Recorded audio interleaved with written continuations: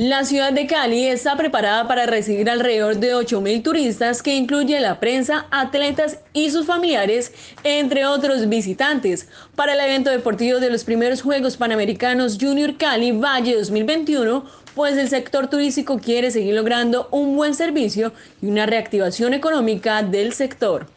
Esperamos alrededor de 8.000 turistas, incluido prensa, incluido también los atletas, las familias también de los atletas y otras personas que van a estar visitando la ciudad y el departamento para pues, hacer parte de los Juegos, que por supuesto es estratégico y muy importante en este momento para la reactivación económica de nuestro sector y de nuestro Valle del Cauca. Para el buen servicio y atención a los turistas, bajo la coordinación del sector turístico, recibieron a los visitantes desde el aeropuerto, que ya han ocupado un 70% de hotelería.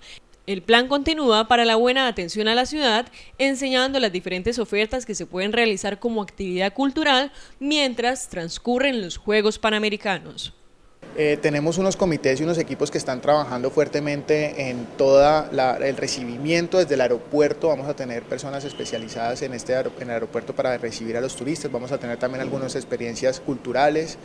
Vamos a dar una oferta también de todas las actividades que se pueden hacer.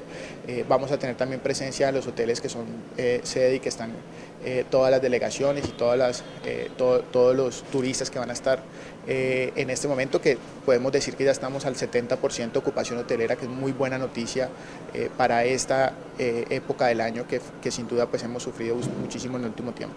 En el fortalecimiento turístico de la ciudad hará parte la gastronomía, bares, recuperación de infraestructura, esperando alcanzar el crecimiento de un 30% de facturación.